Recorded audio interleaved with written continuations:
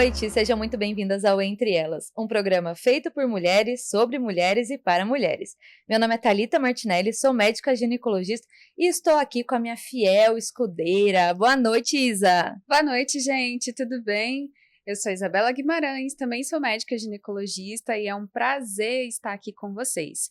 Essa noite a gente trouxe uma convidada especialíssima que mora no nosso coração e que ela vai se apresentar um pouquinho para vocês. Lorena, por favor, se apresenta um pouquinho para a gente. Boa noite, eu sou Lorena Fernandes, sou mentora inclusive da Thalita e da Isabela.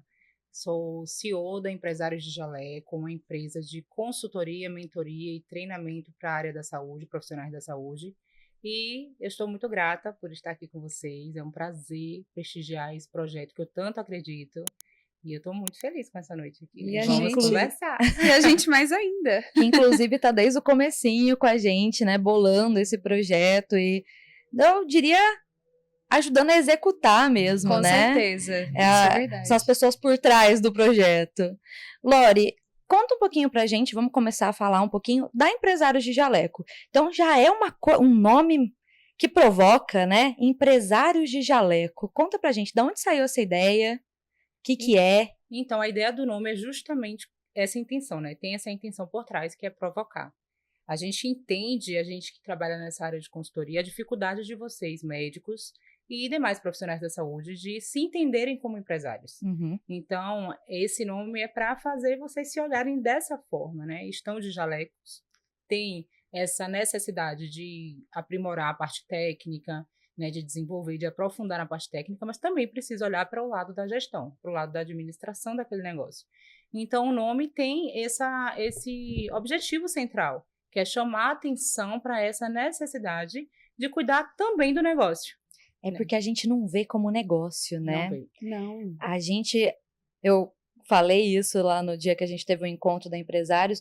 Quando a gente sai da faculdade, a gente não... Na verdade, durante a faculdade inteira, ninguém ensina pra gente. Eu acredito que na faculdade de administração deve ensinar, mas pelo menos da área da saúde eu desconheço uma faculdade que tem ali gestão financeira, como abrir o seu negócio, o que é uma como PJ? que funciona um plano de saúde, né? O que é um fluxo de paciente, o que não é. Nossa, é muito difícil. Realmente é algo que falta. E eu acredito que, né, futuramente, já está acontecendo, na verdade. As faculdades elas estão prestando atenção nesse aspecto que é tão importante para o gerenciamento dessa carreira do médico. Então, existe um número enorme de médicos que realmente não sabem tomar conta dos seus negócios. Uhum. Então, trabalham, mas não sabem quanto está faturando, se está recebendo aquilo que faturou, e não sabe se o preço está correto, e não sabe gerenciar a própria secretária, o ritmo de atendimento. Então, são noções que é necessário o médico adquirir para que ele tenha, de fato, um negócio lucrativo. Uhum. A gente entende, sim, que há muito propósito por trás da atuação médica. E aqui eu vou falar diretamente para a atuação médica, porque eu estou com vocês duas, mas de forma mais ampla até, há muito propósito por trás dessa atuação. Mas a gente não pode esquecer que é o meio de vida de vocês também, que também é o trabalho. Quanto que vocês abrem mão, né, da vida pessoal, de estarem com as próprias famílias para exercer essa profissão? É algo que a gente se dedica muito e eu acredito que a maioria ama muito a profissão, mas não deixa de ser a profissão, né? Sim. Ainda é o nosso modo de ganhar dinheiro, né? Sim, e tem que ser pensado dessa forma, né? Eu fico pensando assim, fazendo uma analogia na época que a gente está para escolher a profissão. Um dos critérios de avaliação é a própria remuneração, né? A gente pensa sobre isso. Então, quero uma profissão que me valorize, uma profissão que eu consiga realizar os meus sonhos, eu consiga realizar os sonhos da minha família, eu consiga ali até mudar a realidade da minha família muitas vezes. Então, não dá para a gente pensar de forma... né, na verdade, isso é cultural. Pensar como um sacerdócio, a medicina é cultural. E aqui eu não defendo a gente deixar de lado a missão, muito pelo contrário, vocês me conhecem, né, na atuação, e vocês sabem que eu defendo a atuação ética, acima de tudo. Mas a gente precisa também pensar no negócio, porque esse negócio, sendo lucrativo, ele sendo sustentável, a gente consegue, inclusive, entregar mais para o paciente. Sim. Então, é algo que a gente desenvolve pensando principalmente no paciente, com foco, com o paciente no centro. E a partir desse olhar para o paciente que a gente vai desenvolvendo todos os outros aspectos. E isso faz bem para todo mundo. O paciente fica satisfeito porque ele é bem atendido, porque vocês se sentem valorizados e tem prazer em atender, né? Quantos médicos a gente vê por aí sobrecarregados, que não sentem mais prazer em sair para atender porque não se sentem valorizados, reconhecidos. E isso acaba sendo um ciclo comum. E você acha que muito disso também vem da nossa dificuldade de precificar? Não só o trabalho do médico, mas a mão de obra, a valorização da mão de obra como um todo? Sim. Porque o que a gente tem para oferecer é a nossa mão de obra. Eu não tenho nenhum bem material para vender, né? Eu vou vender a minha mão de obra. E a mesma coisa de um pintor vende a mão de obra, né? Um pizzaiolo, ele vende a pizza, mas que ali ele está vendendo o trabalho dele. Exato. Então, você acha que é mais difícil para a gente precificar o valor da mão de obra? Você acha que é desvalorizado isso hoje? Com certeza. Hoje não, né? A vida inteira? A vida inteira. Na verdade, o médico passa muito dinheiro na mão do médico. O volume é grande, mas também tem uma saída muito grande. E aí, acaba que o médico ele não presta atenção na composição desse preço e no que fica, e no que de fato fica. Que há um trânsito, né, de dinheiro que é interessante. E a gente aprendeu que, assim, essa questão até da precificação sempre foi muito feio. Que nem você falou, essa parte cultural nossa. Então, tem hora que você fica assim, não, mas tá muito caro, né? Então, a gente também tem esse medo. Não porque não seja justo, né? Entendo, a gente tá falando aqui também de ser justo, mas dessa questão de ter aquele sentimento, nossa, não posso fazer isso. Eu vou dar um exemplo que meu pai fala. O meu pai, ele fala o seguinte, as pessoas, elas compram um apartamento de 1 milhão. Aí fala assim, meu Deus do céu, um apartamento de 1 milhão. Mas elas não querem pagar R$1.000 pro pintor pintar. Não é? Porque assim, o bem é o apartamento, mas e a mão de obra daquela pessoa? Então, eu acho que vai além da mão de obra só do médico, né? Exato. Mas esse problema começa justamente na mentalidade do médico. Porque eu já ouvi de cliente meu falando assim, ai, Lorena, mas eu não pagaria o valor que eu cobro na minha consulta. Eu não pagaria para outro profissional o valor que eu cobro na minha consulta. Então, por que a gente pensa assim? A gente pensa dessa forma porque a gente está atribuindo o preço, a gente está avaliando o preço pela ótica da capacidade de pagar do outro, que a gente não tem acesso a essa informação. Então, é até um julgamento. Né? Um julgamento, para mim, antecipado. Você julga o quanto o outro seria capaz de pagar aquilo que você vende. Quando a gente deveria, na verdade, formular o nosso preço pensando no investimento que ele traz na vida do outro.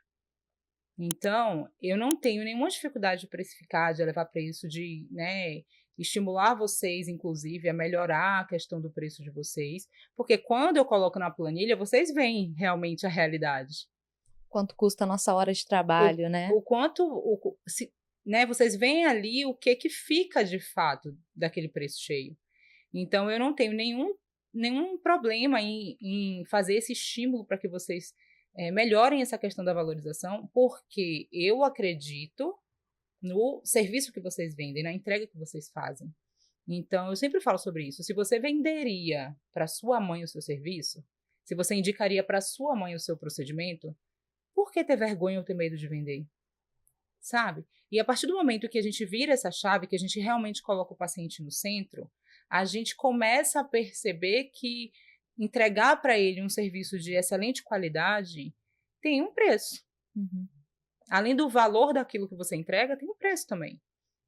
E aí começa a fazer sentido essa precificação. Começa a vocês saírem um pouco dessa zona desconfortável, começarem a entender que, de fato, não tem como operar com um preço menor do que aquele. Sim. Entende? Eu vou dar o meu exemplo pessoal aqui, né? Eu nunca tinha empreendido em nada, não fazia a mínima ideia, não tinha conhecimento nenhum. E, para quem não sabe, eu não sou de Porto Velho, né? Eu me mudei para cá em maio, vai completar 2 anos, já tô quase completando aniversário de novo de Porto Velho. Passa muito rápido, né? E a gente tá acostumado a trabalhar. E quando você se vê num lugar que você não tem trabalho, é enlouquecedor. é uma coisa que te tira completamente do... Eu vou eixo. puxando uma coisa e vou lembrando de outra. Eu sempre falei que eu tinha alguns medos na vida. Minhas amigas que não me deixam mentir, que eu sempre falo isso.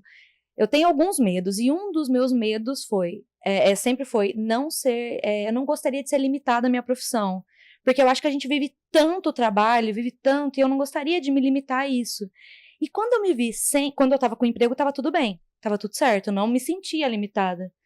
Quando eu me vi sem emprego, eu me vi limitada pela minha profissão. E eu acho que quando a gente se coloca nesse lugar, a gente tá muito suscetível a erros. Então, eu comecei... O que eu imaginei? Poxa, eu confio no meu trabalho. Eu sei que eu sou uma boa profissional. Parece até meio pedante falar isso, mas assim, a gente... Me formei, né? Fiz uma boa formação. Então, eu acredito mesmo no meu trabalho. E o que eu pensei? Eu preciso ter um lugar, porque o trabalho eu tenho, a mão de obra eu tenho, preciso ter um lugar, vou comprar os materiais que eu gosto de trabalhar, e as pessoas vão chegando até mim, e uma hora vai girar. E daí a gente vai se metendo em cascadas. Isso vai virando uma bola de neve. Porque eu não pensei no abrir uma empresa, enquanto custa ter um alvará de funcionamento, de quantos, não só um alvará, né, mas assim, quantos licenças a gente precisa ter no consultório, porque ninguém tinha me falado isso e eu achei que sozinha eu ia dar conta. Então a gente começa, não, mas espera aí, esse material eu vou comprar porque esse aqui é o melhor, é o que eu gosto de trabalhar, e isso vai indo, e você vai colocando dinheiro naquilo, e quanto custa a sua consulta? Ai, não sei, me ajuda aí, quanto que é a consulta? E foi virando uma bola de neve. E muitas vezes eu pensei em desistir. Não diria que eu desisti do meu primeiro consultório, porque a gente fez uma mudança, né? Hoje eu tô no meu segundo, muito bem assessorada, com pessoas que eu confio muito, e eu tive que recomeçar. Mesmo sabendo que eu tinha perdido muito dinheiro antes, né? Investindo num lugar ali, em algo que não me deu retorno e me deu muito estresse. E eu vejo que muitos negócios hoje passam por isso. Passam por uma falta de planejamento ali. Eu dei o meu como exemplo, mas pode ser qualquer tipo de negócio. E que você vai virando uma bola de neve e chega uma hora que você fala, poxa, eu não posso desistir porque eu já investi muito, mas também não tem como ir mais pra frente porque eu não tenho mais como investir. E como que a gente sai disso? Thalita, isso é uma triste realidade. É. Essa semana eu estava falando sobre isso, que eu tive uma experiência na semana passada, inclusive, que me deixou muito triste. Uhum. Apesar de saber que isso é a realidade da maioria dos médicos. A maioria dos médicos.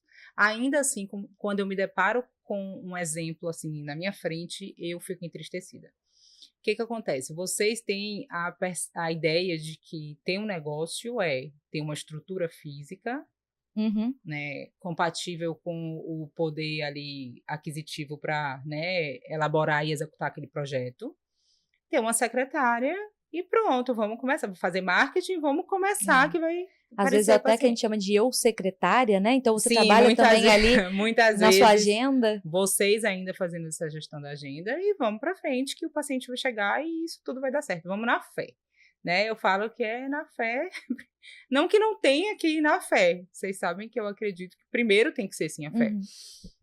Mas o que vai fazer de fato aquele negócio te trazer retorno sobre o investimento que você fez e se tornar um negócio lucrativo, sustentável, que tenha longevidade, é o planejamento, é a estratégia, são os processos, são as pessoas bem treinadas. Então a gente vê prédios maravilhosos, com a decoração impecável, com pessoas que não sabem o que estão fazendo ali dentro. Uhum. Você vê médicos frustrados, porque o paciente que chega é um paciente que não valoriza, porque tem um fluxo menor do que aquilo que previa, porque a conta não fecha e continua tirando do bolso para manter aquela estrutura maravilhosa de pé. Essa é uma realidade, é uma triste realidade. Porque a ordem das coisas ela foi invertida. Uhum. Então, o que a gente precisa fazer é, primeiro, planejar. Primeiro, a gente tem que entender o que você vai vender, o que você tem capacidade de vender. O que você quer vender, o que você gosta de vender. E tem que falar de vender mesmo, para entrar na cabeça de vocês que é uma venda. Todo atendimento na área da saúde particular é uma venda. Então, o que é que a gente vai vender? Esse é o primeiro ponto. A partir desse entendimento, a partir desse objeto do negócio ter ficado bastante claro ali pra gente, que a gente vai pensar qual a estrutura que eu preciso ter para vender esse objeto. Ninguém faz isso. Ninguém faz isso. Não mesmo. Ninguém faz isso. Eu peguei agora uma empresa, tem pouco tempo comigo, que a empresa vai ter vários consultórios e vai ter, dentre os serviços com maior complexidade e maior risco também. E aí, tinham contratado já arquitetos, já tinham feito projetos, já estava em fase de execução, quando eu entrei. E quando eu fui perguntar, quais são os objetos desse negócio, né? O que a gente vai vender aqui? Que foram falando, tem isso, tem isso. Quando falaram dessa sala, que seria uma sala de procedimentos, que me mostraram o layout do projeto, a sala de procedimentos era a última sala, a mais difícil de evadir. Ou seja, se o paciente tivesse um problema lá dentro, era mais difícil da gente remover esse paciente para um atendimento emergencial. Então, não foi pensado no objeto. Naquele momento ainda não tinha sido pensado no objeto desse negócio. Não tinha sido colocado assim no papel como que a gente vai fazer a entrega desse objeto. Para depois pensar em qual estrutura eu preciso ter para acomodar essa entrega.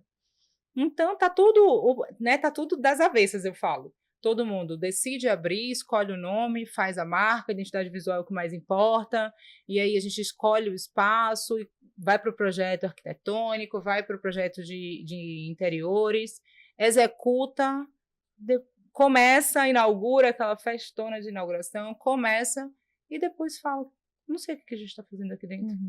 Não sei por que o paciente não chega, não sei por que o paciente chega e não fica, porque não tem processo. Porque as pessoas não estão treinadas para fazer essa retenção desse paciente. Então, tá tudo ao contrário. Tem saída? Tem, mas o trabalho vai ser muito maior. Sim.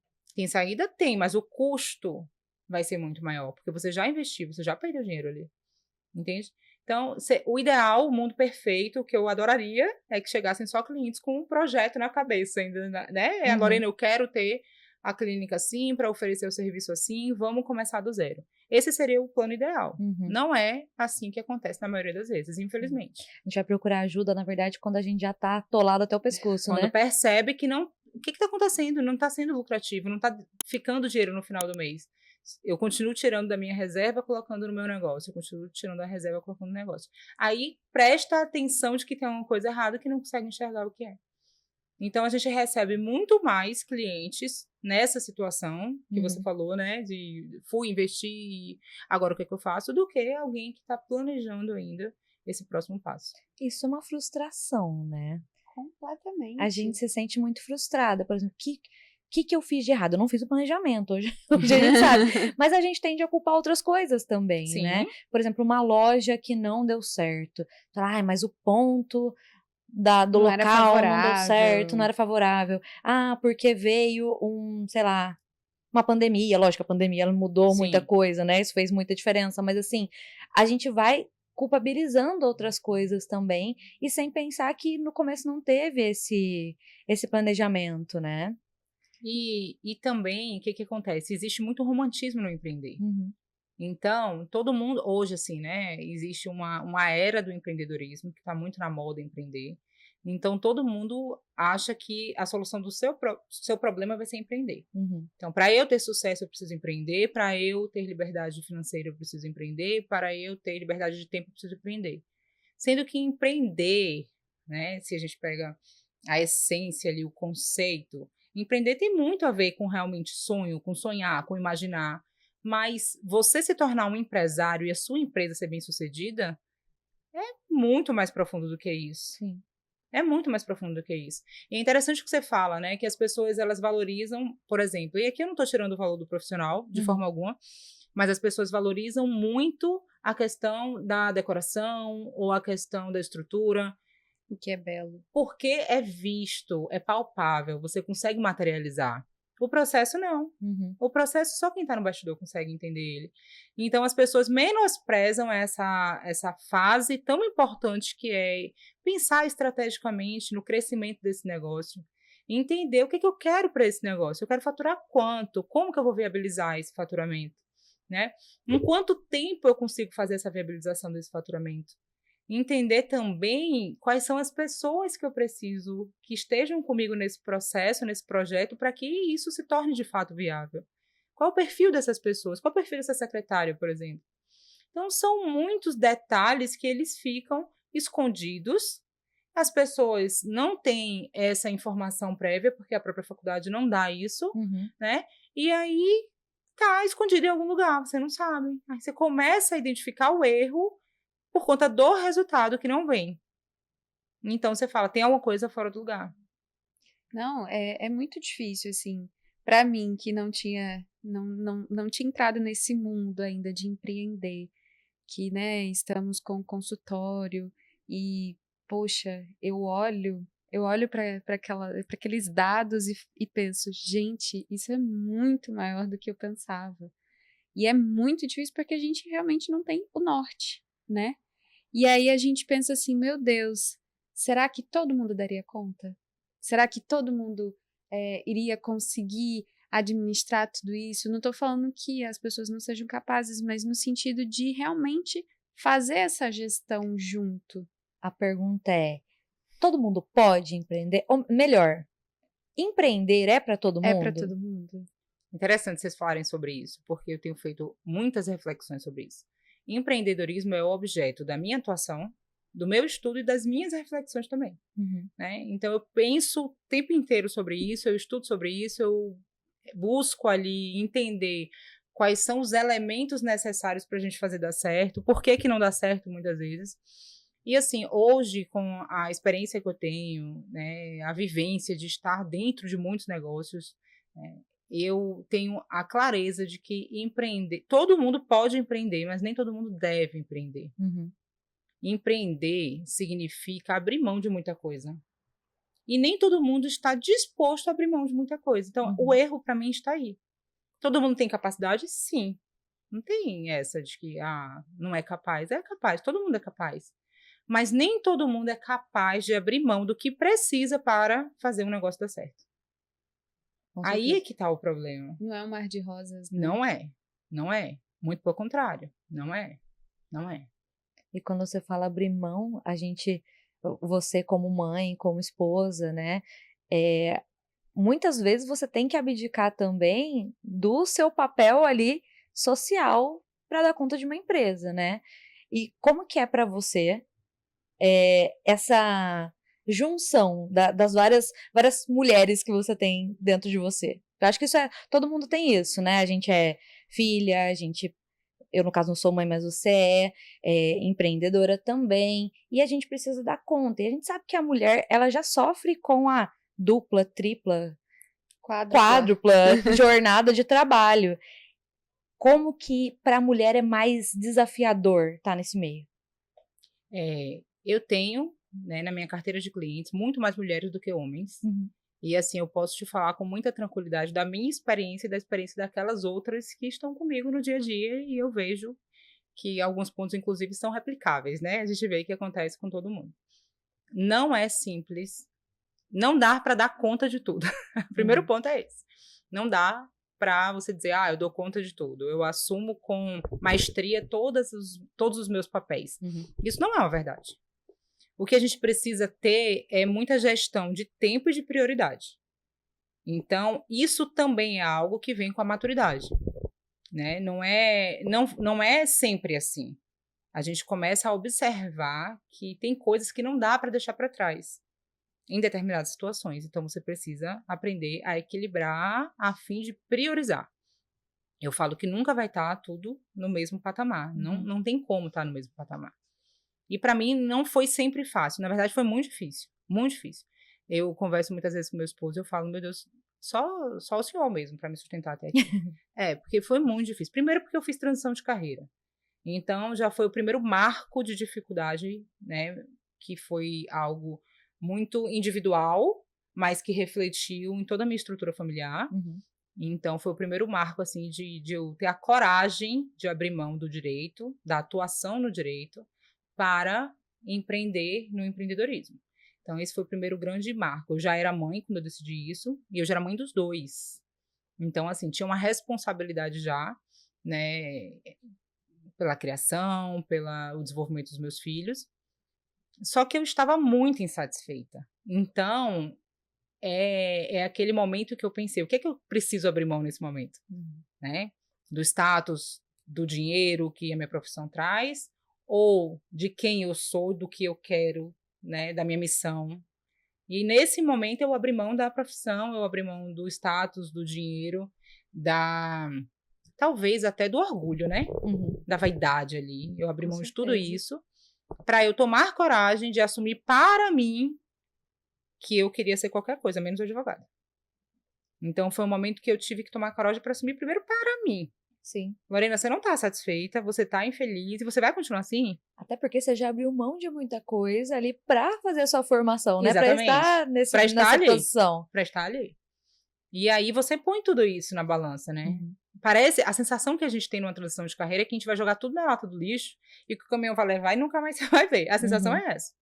Hoje não, eu entendo que os 8 anos de atuação como advogada me formaram, né? Me fizeram ter a segurança para trabalhar diante dos conflitos. Eu tenho um conflito todo dia.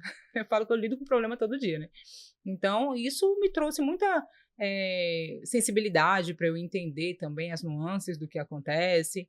Então, eu sou muito grata à minha profissão original, eu sou muito grata. Eu uso muito dela também, porque vocês sabem que a minha atuação ela é preventiva, então a gente sempre busca prevenir o erro, prevenir a objeção e não trabalhar, né, ou tratar.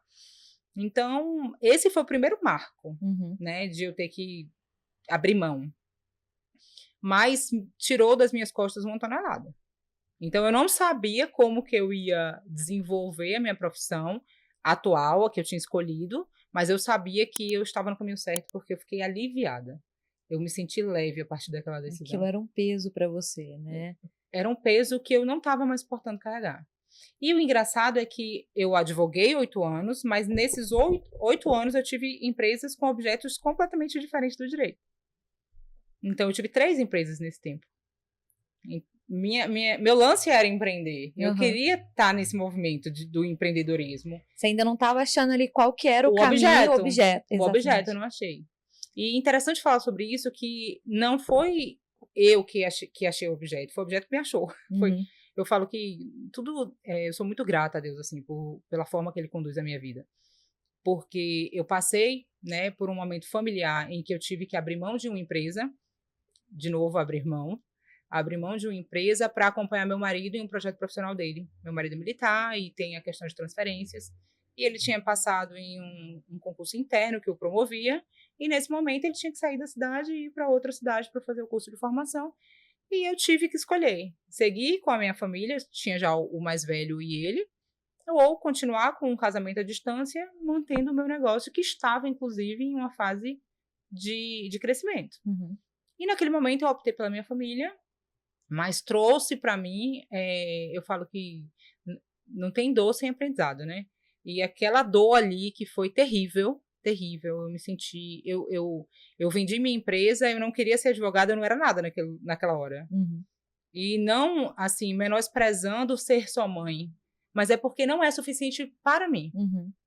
E eu acho muito massa quem fala, não, eu quero viver a maternidade integralmente. Mas para mim não era suficiente.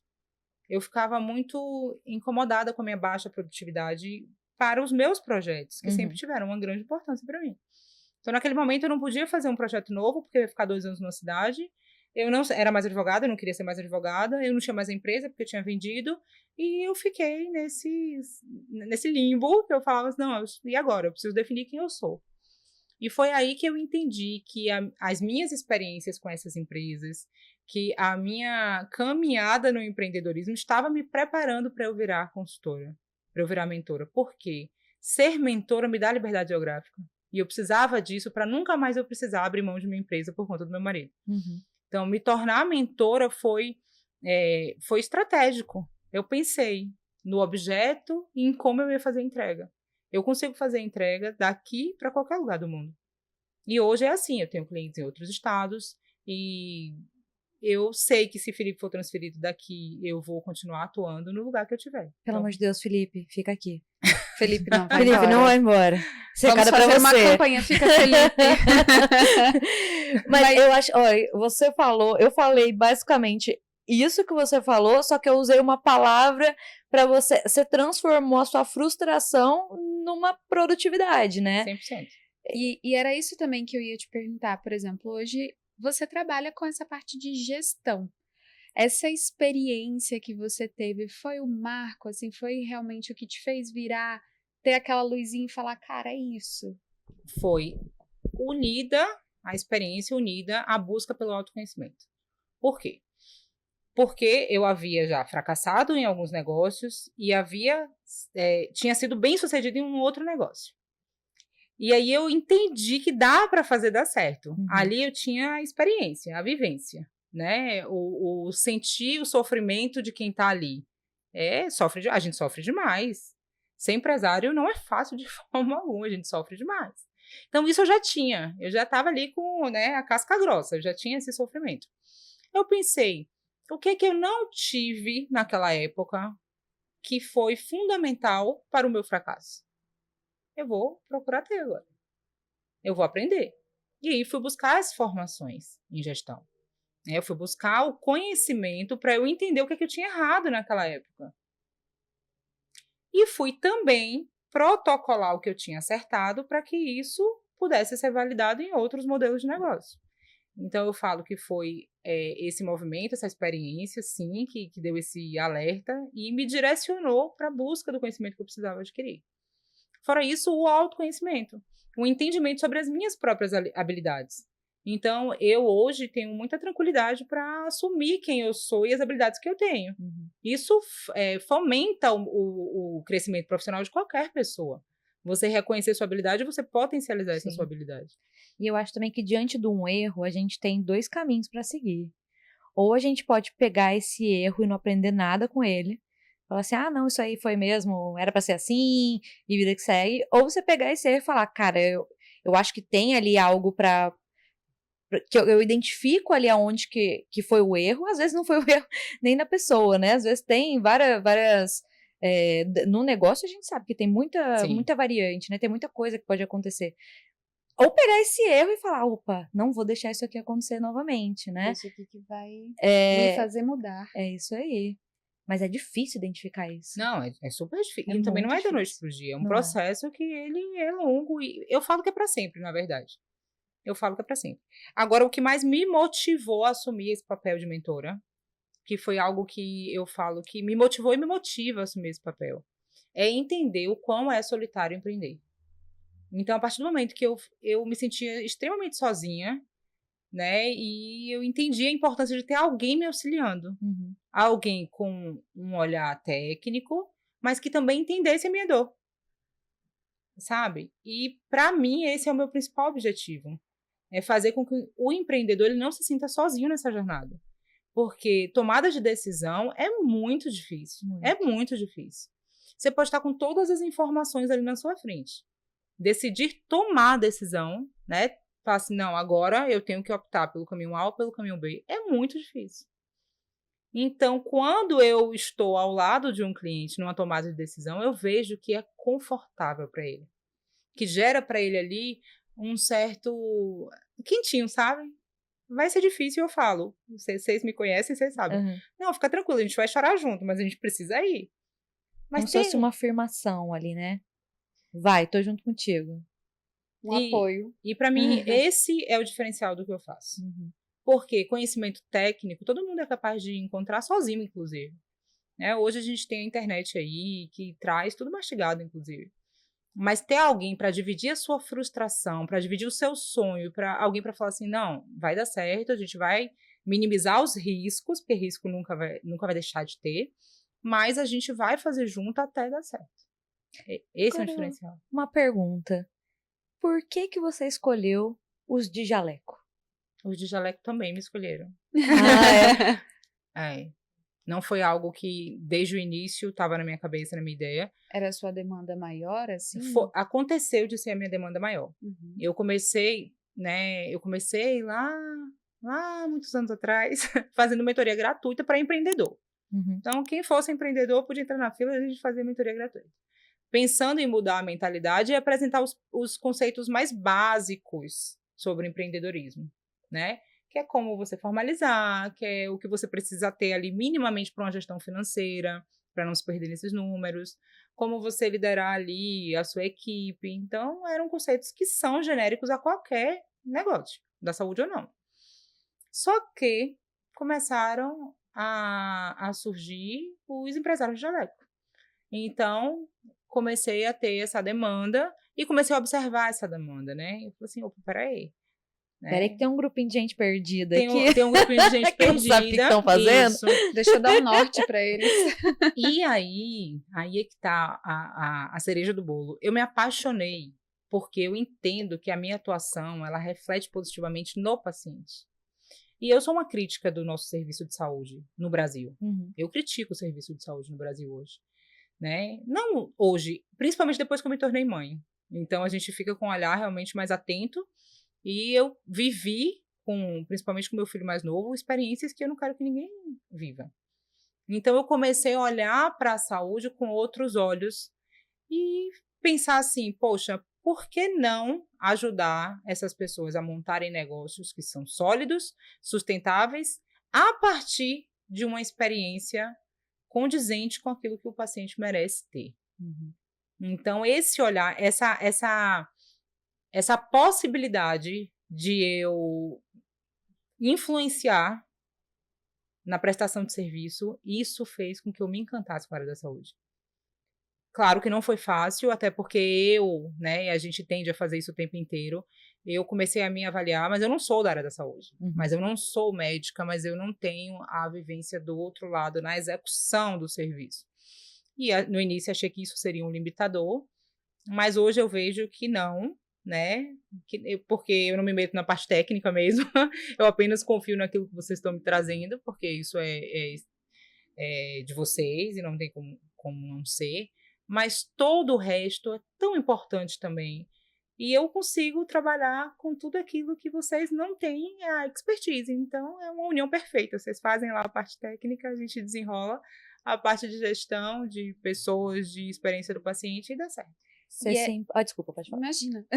E é isso que eu queria te perguntar, Lori, assim, hoje, com o trabalho que você desenvolve, né, não só com a gente, mas com todos os seus clientes em si, como que você se sente? Qual é a sensação que isso te traz de empreender desse jeito? É engraçado, Isa, porque eu falo, inclusive eu externo isso, eu me sinto sócia de todos os meus clientes. Eu falo, eu sou a sócia que não compartilho do lucro, né? Então, eu me sinto sócia de todos os meus clientes. E eu me sinto muito honrada, a palavra é essa. Eu me sinto muito honrada pelo time que eu construí, pela comunidade que eu construí, né? A gente tem uma sintonia muito bacana, existe um respeito mútuo muito bacana. E isso não tem preço. Isso não tem preço. Eu falo que eu sou abençoada de conhecer pessoas, me tornar amiga dessas pessoas e ainda ganhar dinheiro com isso. É muito mais, não é? É verdade. Então, eu sou muito feliz com a minha atuação. Aí, quando eu desperto em mim esse desejo, né, de continuar sentindo isso que eu sinto, eu começo a minimizar o sentimento de perder alguma coisa, de abrir mão de alguma coisa. Claro, fazendo a gestão ali de prioridades, né? Porque a minha família está acima, sim, da minha profissão, e eles entendem super bem isso. E quando eu ouço meu filho falar assim, mamãe, você é professora de médicos? Cheio de orgulho! Muito bonitinho. Ele pergunta assim, mamãe, no dia dos professores ele falou isso, mamãe, parabéns. Eu, parabéns, né? Dos professores. Ele, parabéns por quê, amor? Ele, você não é professora de médicos? Parabéns, hoje é seu dia, você é professora de médico. Então, assim, hoje eu me sinto muito honrada pela confiança que é depositada em mim, muito honrada pelos nossos resultados, que são nossos, né? Eu faço parte disso, mas sem a dedicação, a disciplina, a vontade de fazer as coisas darem certo de vocês, isso não seria possível. E eu sou feliz demais. Ô, Lori, você falou de um problema que você teve, né? Um problema de saúde. Eu sei que é um problema ginecológico. E você se importa de contar como foi a sua experiência? De O forma que alguma. aconteceu? Interessante você falar sobre isso. Fiquei surpresa agora, não esperava essa pergunta. Mas não me incomodo. Muito pelo contrário, eu acho que a gente deve falar mais sobre isso. Até porque... Ginecológico não, né? O Obstétrico. obstétrico.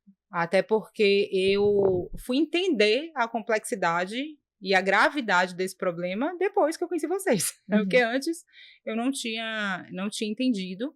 E confirma isso, essa falta de entendimento minha confirma a falta de cuidado de muitos médicos com seus pacientes. Na segunda, eu tive o primeiro filho por um parto cesárea, uma cesariana, né? Sem complicação, sem nenhum problema, um parto super humanizado, tive a hora dourada, meu filho veio para mim, amamentei na mesma hora. E eu fui ter Gabriel 3 anos depois disso, do parto de Raul, eu fui ter Gabriel com uma gestação também super saudável. Eu estava esperando na tentativa de um parto natural, 40 semanas já de Gabriel, um bebê que a gestação inteira também tinha apresentado um excelente estado de saúde. Eu também, super ativa, né, uma gestante super ativa, sem nenhuma complicação, nenhum estado de alerta. Fui para a sala de cirurgia e durante o parto aconteceu de eu ter uma hemorragia, que foi bastante grave, né? E engraçado, porque eu entrei no parto, é interessante falar sobre isso. Eu descobri que foi com a equipe que estava de plantão, e eu descobri que a obstetra, ela tinha fama de ter uma excelente cicatriz, de fazer uma excelente cicatriz. Opa! Aí eu falei, não, cirurgia plástica, né? Eu fui pro parto falando, minha amiga, me dei bem. E eu falando com a equipe, né, com a anestesista e com a obstetra, eu falando, olha, capricha na minha cicatriz, tá? Capricha, eu quero sair daqui com a cicatriz linda. Veja, o que eu tava pensando na cicatriz. E aí, aconteceu de ter essa hemorragia, e durante o parto eu senti que não estava tudo normal, estava acontecendo alguma coisa. Tive que ser sedada, né? Passei 5 horas dentro do centro cirúrgico na tentativa de conter a hemorragia. E assim, não pude amamentar meu filho, não lembro de ter visto meu filho. Passei 6 dias dentro do hospital, 6 dias com muita dor, com muita muita frustração, sabe? Muita dor, muito pesar. E depois disso desenvolvi uma depressão pós-parto, né? Então os próximos meses foram meses bem difíceis e não tive assistência médica. Nenhuma. Não tive assistência médica. E eles conseguiram, né, conter a hemorragia, conseguiram conservar o meu útero, mas foi só ali. Foi isso. Foi só aquilo ali. A parte técnica resumida, a minha experiência foi essa. Sou grata a eles porque, né, conseguiram conter, resolver o problema e, em função disso, eu estou aqui hoje para a gente conversar. Mas eu me senti completamente desassistida. E depois que eu fui entender que, né, esse tipo de trauma realmente tem uma certa incidência de depressão em função desse, né, eu tipo me de lembro trauma. o dia que você me contou isso. E eu lembro de ter falado para você assim, nossa, e você sabia que quem tem hemorragia pós-parto tem mais chance de desenvolver depressão pós-parto? Eu lembro da sua cara. Você olhou para mim assim, meu Deus. Então foi isso, tinha né? tudo a ver. E é um conhecimento que eu costumo dizer que a gente não fala o óbvio. Que é óbvio só pra gente. Que a gente vive tanto aquilo, não, mas é candidíase, é hemorragia pós-parto, não sei. Pra gente vai virando banal. Mas não é, pra gente o que é óbvio tem que ser dito, porque não é óbvio pra maioria das pessoas. Não é óbvio. E você está falando ali é uma informação que você acaba suprimindo do seu paciente que poderia fazer ele, inclusive, buscar tratamento adequado, né? Então, eu fico pensando, de tudo que eu vivi ali, hoje tudo faz sentido na minha cabeça. Na época, nada fez sentido. E eu não tive assistência, né, pelo profissional que deveria. Então, para mim, assim, essa minha experiência validou muito o meu trabalho, inclusive. Porque eu falo isso para vocês, né? Sim. O tempo inteiro. Eu falo isso para vocês. É direito do paciente saber o que está acontecendo com ele. É direito do paciente vocês darem para ele a oportunidade de buscar, inclusive, esse tratamento, esse engajamento no próprio tratamento. Quantos de vocês fazem uma receita, toma aqui e pronto. Vai lá e toma a cada 12 horas esse comprimido, esse outro. Mas para quê? Para que eu tô tomando? Por que eu tô tomando? Se eu não tomar, vai acontecer o quê comigo? né? E isso tudo, para mim, faz muito sentido hoje. E, na verdade, a gente entende que na área da saúde a gente não vende procedimento, cirurgia, consulta, tratamento, a gente vende confiança. A gente está falando da pessoa que está ali, vulnerável, frágil na sua frente. Ô, Lore, eu e a Isa, a gente tá numa rede ali que a gente recebe pacientes do SUS já triados com todos os exames para só a parte cirúrgica, né? E é muito engraçado porque quando chega essas pacientes para mim, eu pergunto: oi, tudo bom? O que que te trouxe aqui hoje? Ah, me encaminharam para cá. Sabe nem o que tá fazendo, Mas né? por que te encaminharam para cá? Porque eu tenho que fazer uma cirurgia. Mas cirurgia do quê? Ah, não sei, doutor, olha aqui os papéis. Falo, não, calma aí, vamos entender. Trouxe os exames É aqui, uma ó. cirurgia, né? É algo tão sério. Muitas vezes a gente vai tirar um órgão da pessoa. Então, é muito sério para não entender o que está acontecendo, né? E a gente já falou aqui uma vez em um programa que, por exemplo, a retirada do útero, que é uma cirurgia muito comum na ginecologia.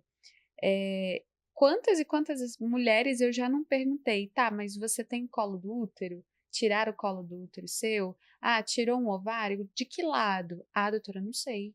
Ah, não faço ideia. Então, assim, a pessoa passa pelo processo, mas ela realmente não tem nenhuma informação, ela não tem nenhum conhecimento, não sabe exatamente o que aconteceu. E a gente se olha, né, Thalita, e fala, meu Deus, como pode? Que é isso, né? Não é possível. Isso é muito sério, gente. É muito sério. Vamos combinar, isso é muito sério. A gente não dá para o paciente a informação sobre o estado de saúde dele, sobre a condição dele. Para mim, isso é muito sério. Muito. Isso ficou muito claro depois que eu vivi. E engraçado que a Thalita falou assim, sobre isso, a depressão, né? Que existem muitas mulheres com depressão em função de um trauma no parto. E que um índice muito grande de mortalidade materna é em função da hemorragia. Eu falei, ótimo. Que bom. Que bom que eu soube disso hoje. Ou seja, ninguém falou sobre isso comigo. Eu não sabia o porquê que tinha acontecido até hoje, assim, eu me pergunto. Você sabia que você podia ter perdido o útero, mas que você corria risco de vida, né? Não, eu entendi que eu corria risco de vida pelo meu estado, né? Pela assistência até da própria equipe, que a cada, sei lá, 2 horas ia aplicar a medicação, eu tive, né, anemia em função disso. Pelo estado eu entendi a gravidade, mas não porque o médico sentou comigo e explicou o que estava acontecendo, o que podia acontecer, o que eu devia fazer depois. Engraçado você falar isso, porque depois, olha, é bem interessante. Depois que fui para casa, eu fiquei ainda uns 2 meses pedindo para a obstetra uma ultrassom. Eu falava para ela assim, e ela não pediu para eu fazer. Eu falava para ela assim, passa uma ultrassom para mim, porque será que realmente parou a hemorragia? A sensação que eu tinha é que podia estar alguma coisa errado ainda e que a gente só ia descobrir se eu fizesse algum exame para a gente ver se tinha uma coisa errada. E ela, não tem necessidade, não está no protocolo passar. O problema da hemorragia ele é resolvido na hora do centro cirúrgico e está resolvido. Se resolveu, está resolvido. Eu passei todo ali o acompanhamento pós-parto, pedindo ela, implorando a ela, o que custava aquela mulher mandar eu fazer um exame, gente? Ou explicar para mim porque o exame não era, né, adequado naquele momento, ou que eu não podia fazer, não sei, me falar alguma coisa a respeito disso. Ela absolutamente ignorou o meu pedido. E aí, veja, eu estava ali com um pós-trauma, com um neném recém-nascido, sem nenhum acolhimento, porque eu estava falando para ela, eu tô com medo do que está acontecendo aqui dentro, eu não sei se está tudo ok. Eu fiquei com um dreno durante 5 dias, eu vi muito sangue saindo, então aquilo me causou muito pavor. Eu falei, será que ainda tá lá, gente? Não tá saindo porque não tem por onde sair, porque tiraram o dreno? Quando você me fala isso, eu falo assim, não, mas não precisava mesmo de um ultrassom. Mas do mesmo jeito que a gente precisa explicar por que a gente tá pedindo um exame, a gente também tem que explicar o porquê que a gente não vai pedir, né? Não, e você, olha, se você tivesse com hemorragia, ia sair assim, você ia sentir tal dor, isso ia provocar em você talvez uma febre. Talvez se ela tivesse mostrado para mim que outros sintomas eu teria, se estivesse alguma coisa errada, eu teria me acalmado, mas não. Não é necessário. O problema da hemorragia é resolvido no centro cirúrgico e pronto. E acabou. Se isso ia impactar negativamente no meu estado emocional, ninguém se interessou. Se isso impactar na minha maternidade naquele momento, na assistência, inclusive, ao meu filho, que estava precisando de mim, que é uma necessidade ali, né, que a gente sabe que é em tempo integral, também não interessou. Para mim, isso é muito grave. Muito grave. Para mim, eu preciso falar sobre isso com o meu cliente. Eu preciso falar para ele, não seja esse médico. Porque eu não voltaria nunca mais numa médica dessa. E aí, às vezes, o médico pergunta para mim, por que será que não estão voltando? Aí eu proponho a autorreflexão. Por que será que não estão voltando? Né?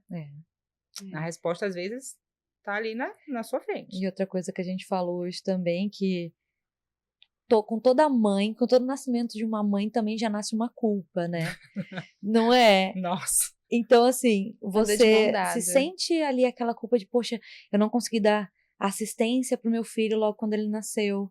Ou quando você vai pro lado do profissional, você fala assim, poxa, eu tô me dedicando tanto ao meu profissional e eu não tô ali tendo aquela dedicação exclusiva. Fala aí pra gente como que vai balancear isso daí, porque você, como gestora, também tem que fazer essa gestão familiar. Sim. Eu sentia muito mais antes, porque meu marido ainda não tinha entendido a minha missão.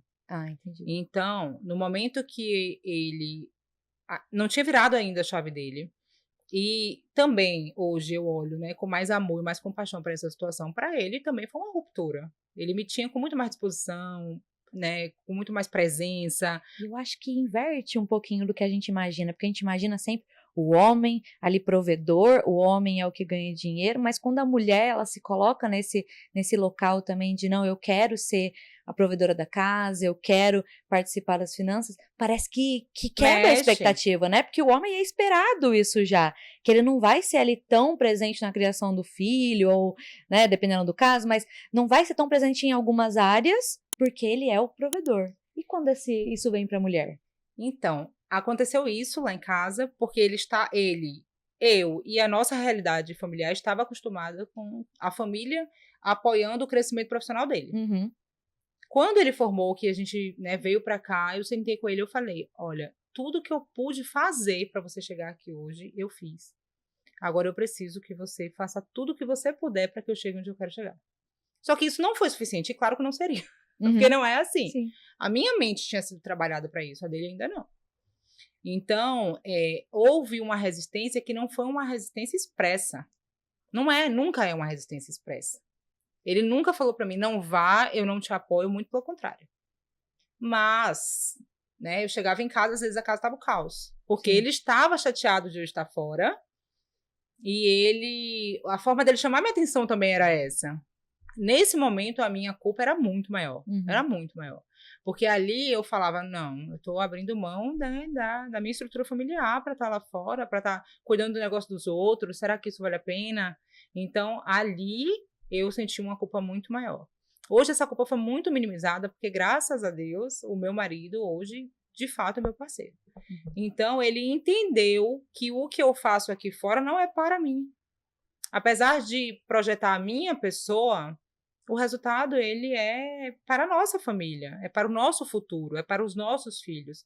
Quando ele compreendeu isso, e para além do resultado, ele compreendeu o amor que eu tenho pelo que eu faço, o quanto eu me sinto viva, bem, útil fazendo o que eu faço, ele virou a chave dele, e aí ele assumiu um papel que não deveria ser o papel da mulher, deveria ser o papel da família, que é cuidar uns dos outros. Cara, isso é... Né? Isso não deveria ser um papel da mulher. Sim. Quando a mulher decide ter outros papéis também. Sim. Eu não acho justo assim. Eu não tenho outros papéis e meu marido tem vários outros papéis e a gente vai dividir igual. Eu não concordo com isso. Eu acho que a gente tem que ter um pouco de bom senso também. Mas a partir do momento que todos nós decidimos ter outros papéis, a gente precisa segurar o piano junto, sabe? E aí, quando ele viu que ele tinha que segurar o piano, porque sozinha eu não daria conta, isso também, né? Muitas conversas, eu falando pra ele, eu não vou abrir mão. Eu não vou abrir mão, eu amo o que eu faço, Felipe. Eu amo o que eu faço, eu sou feliz. Você quer me ver feliz? Então me ajude a fazer isso dar certo. Quando ele virou essa chave dele, a minha culpa diminuiu muito. Porque eu chego em casa, meus filhos estão bem, meus filhos estão jantados, estão tomados banhos, já fizeram atividade, já fizeram inglês. Então, a minha vida está acontecendo. Né? A minha vida continua acontecendo. Não está nada ficando para trás que é primordial para mim. Então, a culpa diminuiu. Não zerou, de forma alguma, não zerou. Tanto que, independente da hora que eu chego, do cansaço que eu esteja, eu vou, deito com eles, oro com eles, beijo eles, abraço eles. Durante o dia eu fico igual uma louca pra pegar na escola, eu faço questão de estar em todos os momentos que são importantes, né? De comemorações, enfim, eu me viro nos 30. E outra coisa que eu fiz também foi definir que aos sábados e domingos eu não trabalho. Então, não adianta. Pode ser pelo preço que for, eu não trabalho.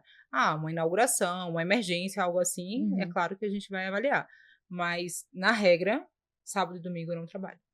Então, nesse tempo, eu sou mãe, esposa, e não queiram que eu seja nada além disso, porque nesse tempo eu sou exclusiva deles. Então, eu diria que, assim, para empreender, a gente precisa de algumas coisas, né? A gente precisa primeiro de coragem. Sim. Muita coragem para você sair ali daquele momento que você tá parado para ir começar alguma coisa. Você precisa também de organização. Sim. Porque sem organização não tem jeito. E você precisa de apoio, né? Tanto apoio, às vezes é de um marido, às vezes é de um pai, de uma mãe, às vezes é de uma amiga, né? Mas você precisa se sentir ali apoiada, né? Porque a gente tem muito mais papéis dentro da gente do que é só a nossa profissão, né? Então, acho que podemos fechar nesses 3? Você tem mais algum para acrescentar? Eu acredito que esses 3 são a base para todos o resto, né? Para todo o resto. Então, tendo coragem, porque é difícil, sim, e a gente vai precisar muitas vezes dar alguns passinhos para trás e recomeçar. Então, precisa ter coragem para fazer tudo isso. Precisa ter coragem para se arriscar, precisa ter coragem para não se importar com o julgamento do outro. Precisa ter coragem para enfrentar, muitas vezes, uma estrutura familiar mais rígida que não permite, ou que, né, em função de preconceitos, inclusive estruturais, culturais, acabam limitando um pouco essa atuação da mulher. A gente sabe que isso é real, isso não é, né, ideologia, isso é realidade. Então precisa ter muita coragem, sim. Né? Organização, se não tiver organização, não vai, gente. Não vai. Organização de tempo, de prioridade, de processo, não vai. E sem apoio também não. Porque virão os momentos difíceis. Não tem para onde correr. Eu falo para vocês sempre. Os momentos difíceis virão.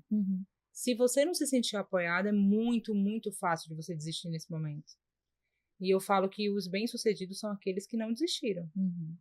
Porque todos eles passaram por momentos difíceis também. É aquela frase que a gente fala toda semana, né? Isso só acontece com quem faz. E uma hora acontece. Pois é, quanto mais a gente faz, mais risco a gente corre, né? Então, a gente precisa ter ali apoio para nessa hora, que é do momento difícil, a hora do repensar, é a hora do, né, reestruturar ali algum processo, alguma coisa, a gente se sentir apoiado, não se sente sozinho. Mari, que felicidade ter você aqui, de verdade. Você, né, vou falar de mim, apareceu na minha vida num momento muito caótico e eu fico até um pouco emocionada. Porque, assim, realmente você fez muita diferença pra mim. Hoje eu me sinto num momento diferente da minha profissão, inclusive. Então, você se tornou pra mim muito mais que uma mentora, uma amiga, né? Eu confio em você. Como meu marido fala lá em casa, você vai com a Lorena essa semana? Tá tudo certo. Que depois que você começou com a Lorena, não teve mais chororô em casa. Então, fez muita diferença na minha vida. Não vou falar pela Isa, porque ela pode falar também. Mas queria muito agradecer a sua presença. Você, pro podcast, pra minha vida profissional, fez muita diferença e eu quero muito te agradecer por isso. Ai, olha, eu faço das palavras da Thalita as minhas.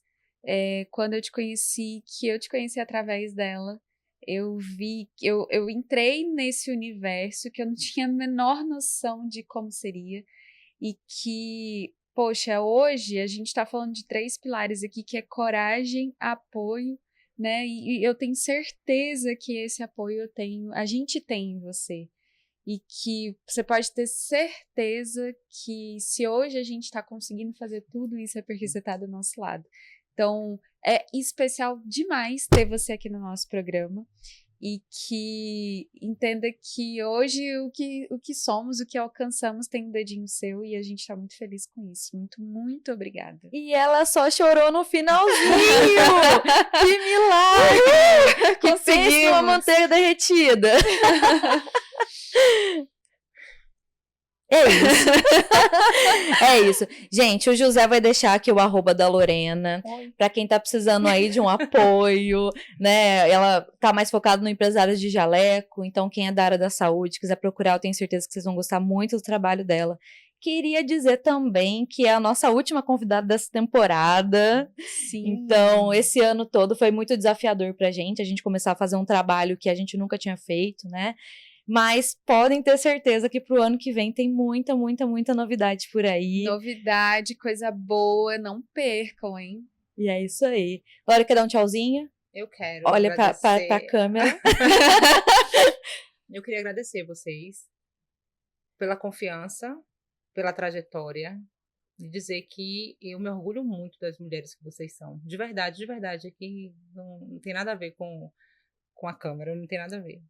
Eu me orgulho demais da coragem que vocês têm, mas mais do que isso, eu me orgulho muito do propósito que vocês carregam, da forma que vocês atuam, com ética, com respeito pelo outro, com vontade de transformar a vida da paciente de vocês. Então, obrigado por me fazer parte, né? Por me deixar fazer parte de tudo isso. E eu tenho certeza que colheremos bons frutos. Já estamos colhendo. Com certeza. Ainda vamos colher muitos frutos do trabalho que vocês desenvolvem. Obrigada, tá? Obrigada a você. Pessoal, por hoje a gente vai ficar por aqui. Vou pedir de novo para vocês seguirem aqui o nosso perfil. Segue lá também nossos perfis pessoais, o perfil do podcast, tanto no Spotify quanto no Instagram. E até semana que vem. Semana que vem não tem convidada, mas tem um rapidinhas para vocês. A gente jamais deixaria vocês sem conteúdo. Beijo e até semana que vem.